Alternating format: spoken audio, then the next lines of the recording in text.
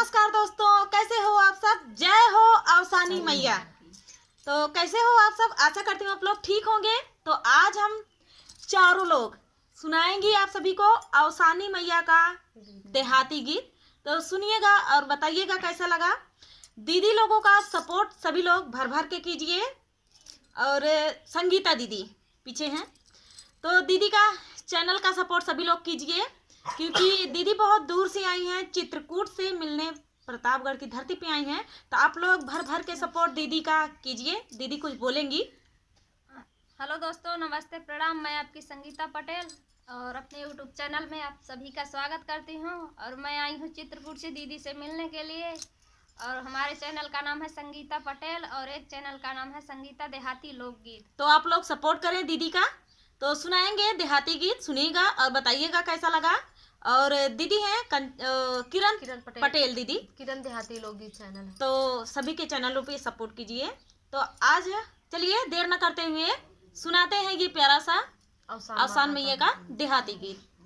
बन के दुल्हनिया आवा अवसान मैया, बन के दुल्हनिया आवा अवसान मैया, बन के दुल्हनिया आवा अवसान मैया। गंगा जी से जलवा मंगवाई, गंगा जी से जलवा मंगवाई, जलवा से कलश भरवाई अवसान मैया, जलवा से कलश भरवाई अवसान मैया। बन के दुल्हनिया आवा अवसान मैया, बन के दुल्हनिया आवा अवसान मैया। कलश के ऊपर दिया जलाऊ बई, कलश के ऊपर दिया जलाऊ बई, तो के नेवाते आवा अवसान मैया, तो के नेवाते आवा अवसान मैया।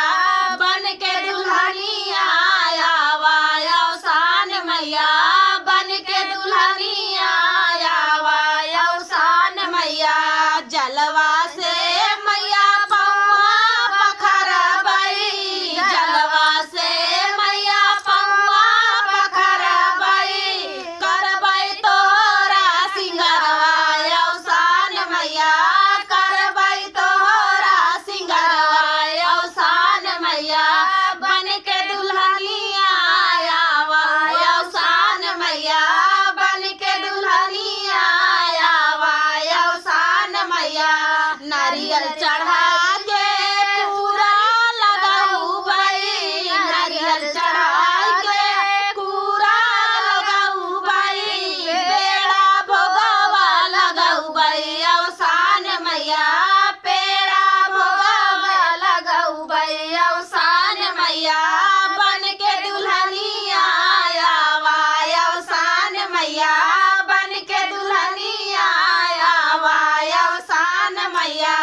आचरा पसार मैया मांगी मंगनावा, आचरा पसार मैया मंगनावा, आचरा पसार मैया मांगी मंगनावा, आचरा पसार मैया मांगी मंगनावा।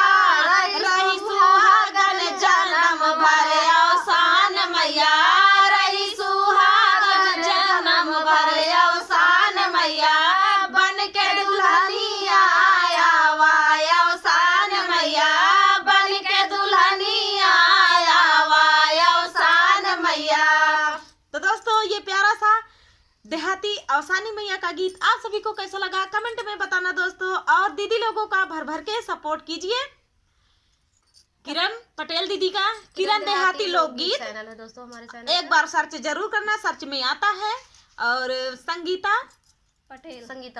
पटेल मेरा भी और सास बहू ऑफिशियल पे तो आप लोग सपोर्ट कर ही रहे हैं। आपको तहे दिल से धन्यवाद।